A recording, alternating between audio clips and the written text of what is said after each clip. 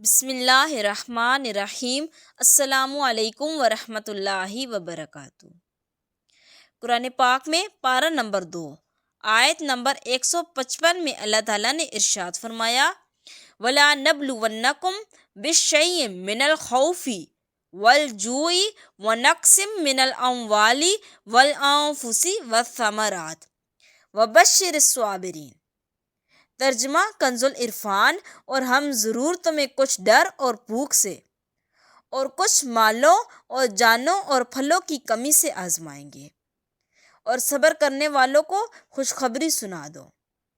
امام شافعی رحمۃ اللہ علیہ کا قول ہے کہ خوف سے اللہ تعالیٰ کا ڈر، بھوک سے رمضان کے روزے، مالوں کی کمی سے صدقہ زکوٰۃ دینا، جانوروں کی کمی سے امراض کے ذریعے اموات ہونا، پھلوں کی کمی سے اولاد کی موت مراد ہے، کیونکہ اولاد دل کا پھل ہوتی ہے، جیسا کہ حدیث شریف میں ہے۔ سرکار دو عالم صلی اللہ علیہ وآلہ وسلم نے ارشاد فرمایا، جب کسی بندے کا بچہ مرتا ہے تو اللہ تعالیٰ فرشتوں سے فرماتا ہے، تم نے میرے بندے کے بچے کی روح قبض کی؟ وہ عرض کرتے ہیں کہ ہاں یا رب عز و جل۔ پھر فرماتا ہے، تم نے اس کے دل کا پھل لے لیا؟ وہ عرض کرتے ہیں ہاں یا رب عز و جل۔ اللہ تعالیٰ فرماتا ہے، اس پر میرے بندے نے کیا کہا؟ فرشتے عرض کرتے ہیں، اس نے تیری حمد کی اور انا للہ و انا الیہ راجعون پڑھا۔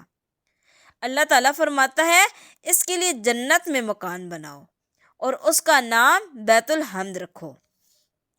یاد رہے کہ زندگی میں قدم قدم پر آزمائشیں ہیں۔ اللہ تعالیٰ اپنے بندوں کو کبھی مرض سے، کبھی جان و مال کی کمی سے، کبھی دشمن کے ڈر خوف سے، کبھی کسی نقصان سے، کبھی آفات و بلیات سے، کبھی فتنوں سے آزماتا ہے۔ اور راہ دین اور تبلیغ دین تو خصوصاً وہ راستہ ہے جس میں قدم قدم پر آزمائشیں ہیں۔ محبت میں سچے اور محبت کے صرف دعوے کرنے والوں کے درمیان فرق ہوتا ہے۔ حضرت نوح علیہ السلام پر اکثر قوم کا ایمان نہ لانا، حضرت ابراہیم علیہ السلام کا آگ میں ڈالا جانا، فرزند کو قربان کرنا، حضرت ابو ایوب علیہ السلام کو بیماری میں مبتلا کیا جانا، ان کی اولاد اور اموال کو ختم کر دیا جانا، حضرت موسیٰ علیہ السلام کا مصر سے مدین جانا، مصر سے ہجرت کرنا، حضرت عیسیٰ علیہ السلام کا ستایا جانا اور انبیاء کرام علیہ السلام کا شہید کیا جانا، یہ سب آزمائشوں اور صبر ہی کی مثالیں ہیں۔ اور ان مقدس ہستیوں کی آزمائشیں اور صبر ہر مسلمان کے لیے ایک نمونے کی حیثیت رکھتی ہے۔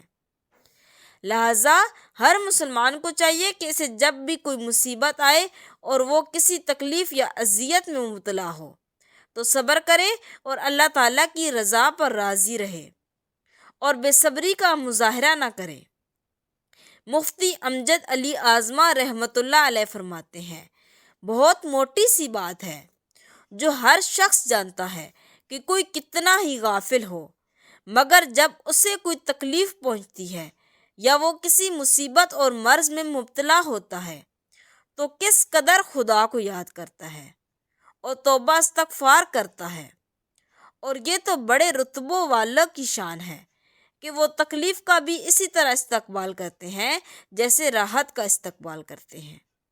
مگر ہم جیسے کم سے کم اتنا تو کریں، جب کوئی مصیبت یا تکلیف آئے تو صبر سے کام لیں۔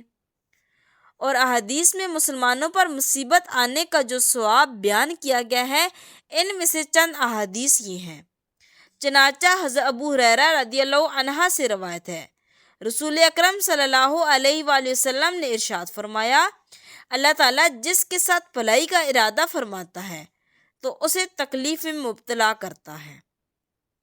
حضرت ابو سعید خدری اور حضرت ابو ہریرہ رضی اللہ عنہ سے مروی ہے، حضور اقدس صلی اللہ علیہ وآلہ وسلم نے ارشاد فرمایا، مسلمان کو جو تکلیف، رنج، ملائل اور اذیت و غم پہنچے، یہاں تک کہ اس کے پیر میں کوئی کانٹا ہی چبھے، تو اللہ تعالیٰ ان کے سبب اس کے گناہ مٹا دیتا ہے۔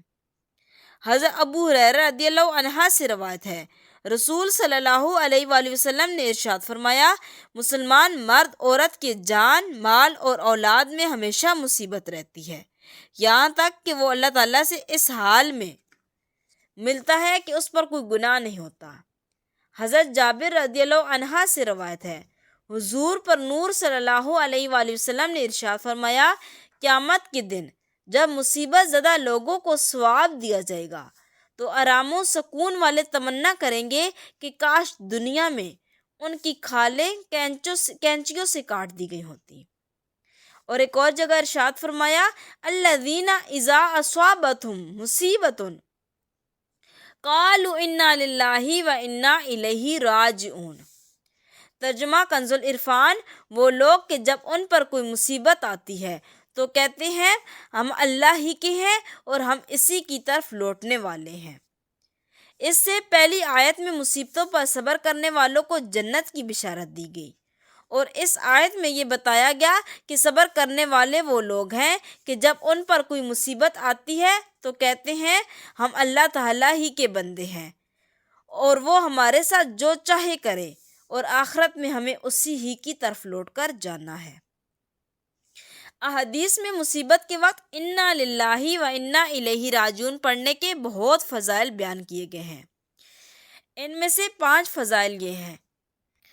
نمبر 1، ام المؤمنین حضرت ام سلمہ رضی اللہ عنہا فرماتی ہیں، میں نے سید المرسلین صلی اللہ علیہ وآلہ وسلم کو یہ فرماتے ہوئے سنا کہ جس مسلمان پر کوئی مصیبت آئے وہ اللہ تعالیٰ کے حکم کے مطابق انا للہ و انا الیہ راجعون پڑھے اور یہ دعا کرے، اللہم اجرنی فی مصیبتی و اخلف لی خیرا منہا، اے اللہ میری اس مصیبت پر مجھے اجر عطا فرما اور مجھے اس کا بہتر بدل عطا فرما، تو اللہ تعالیٰ اس کو اس سے بہتر بدل عطا فرمائے گا۔ حضرت ام سلمہ رضی اللہ عنہا فرماتی ہیں، جب حضرت ابو سلمہ رضی اللہ عنہ فوت ہو گئے تو میں نے سوچا کہ مسلمانوں میں حضرت ابو سلمہ رضی اللہ عنہ سے بہتر کون ہوگا، وہ تو پہلے گھر والے ہیں جنہوں نے حضور پر نور صلی اللہ علیہ وآلہ وسلم کی طرف ہجرت کی۔ بہرحال میں نے یہ دعا کہہ لی، چنانچہ اللہ تعالیٰ نے ان کے بدلے مجھے رسول صلی اللہ علیہ وآلہ وسلم عطا فرما دیے، جو کہ حضرت ابو سلمہ رضی اللہ عنہ سے بہت بہتر تھے۔ حضرت امام حسین بن علی رضی اللہ عنہ سے روایت ہے، حضور پر نور صلی اللہ علیہ وآلہ وسلم نے ارشاد فرمایا، جس مسلمان مرد یا عورت پر کوئی مصیبت پہنچی اور وہ اسے یاد کر کے انا للہ و انا الیہ راجعون کہے، اگر چاہا مصیبت کا زمانہ دراز ہو گیا ہو تو اللہ تعالیٰ اس پر نیا ثواب عطا فرماتا ہے اور ویسا ہی ثواب دیتا ہے جیسا اس دن دیا تھا جس دن مصیبت پہنچی تھی۔ ایک مرتبہ نبی اکرم صلی اللہ علیہ وآلہ وسلم کا چراغ بجھ گیا تو آپ نے انا للہ و انا الیہ راجعون پڑھا۔ عرض کی گئی کیا یہ بھی مصیبت ہے؟ ارشاد فرمایا، جی ہاں، اور ہر وہ چیز جو مومن کو اذیت دے وہ اس کے لیے مصیبت ہے اور اس پر اجر ہے۔ ایک اور حدیث شریف میں ہے کہ مصیبت کے وقت انا للہ و انا الیہ راجعون پڑھنا رحمت الہی کا سبب ہوتا ہے۔ حضرت عبداللہ بن عباس رضی اللہ عنہ سے روایت ہے، نبی اکرم صلی اللہ علیہ وآلہ وسلم نے ارشاد فرمایا، میری امت کو ایک ایسی چیز دی گئی ہے جو پہلی امتوں میں سے کسی کو نہیں دی گئی، وہ چیز مصیبت کے وقت انا للہ و انا الیہ راجعون پڑھنا ہے۔ اللہ پاک ہمیں اس پر عمل کرنے کی توفیق عطا فرمائے۔ جزاک اللہ خیرن کثیرا۔